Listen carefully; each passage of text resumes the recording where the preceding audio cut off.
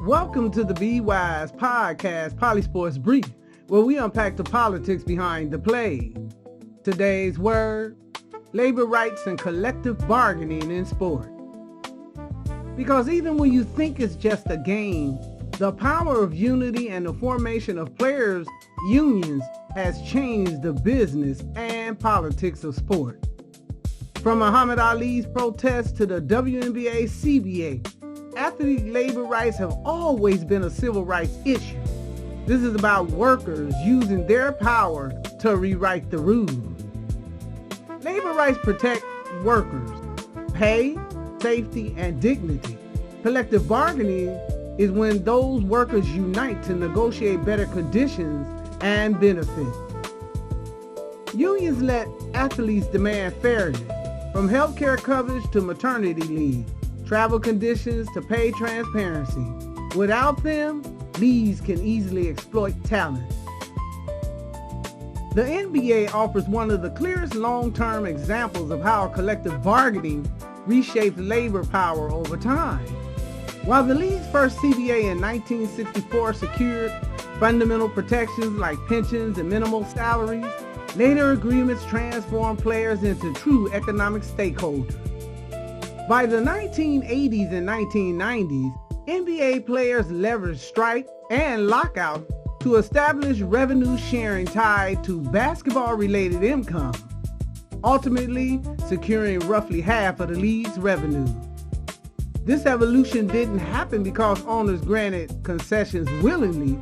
It occurred because players recognized themselves as a labor class whose collective withdrawal of labor could disrupt the league's economic engine.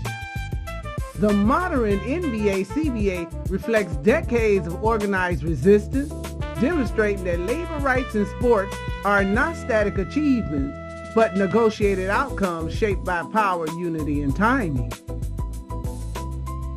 The National Women's Soccer League, NWSL, illustrates how collective bargaining can function as both labor protection and cultural correction. For much of its early existence, players endured low wages, limited free agency, and systemic abuse without formal labor safeguards. The formation of the NWSL Players Association and the landmark 2022 CBA marked a turning point, establishing guaranteed contracts, minimum salary, housing standards, free agency rights, and mental health protections. Unlike older men's leagues, the NWSL's labor movement was shaped by player activism rooted in safety, dignity, and accountability, not just compensation. The league's collective bargaining process shows how labor rights in women's sports often emerge not only as economic demands, but as responses to structural neglect, reinforcing the ideal that collective action can redefine both workplace standards and institutional culture. Today, the WNBA Players Association just completed months of negotiations to produce an historic CBA in 2026 with economic framework that has created the league's first player millionaire. The key issues, revenue sharing, workplace standards, benefits, and off-season play were negotiated as shared revenue, and with continued growth can possibly set these players up to achieve basketball-related income on par with the NBA in the next CBA. This mirrors broader labor movements across the U.S., workers demanding value for their labor.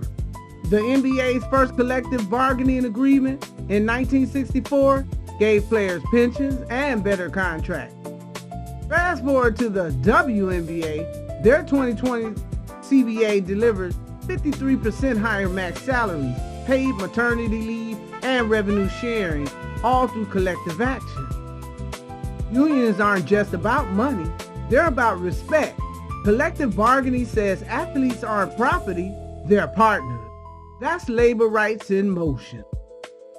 That's your Be Wise PoliSports Brief on politics and sport.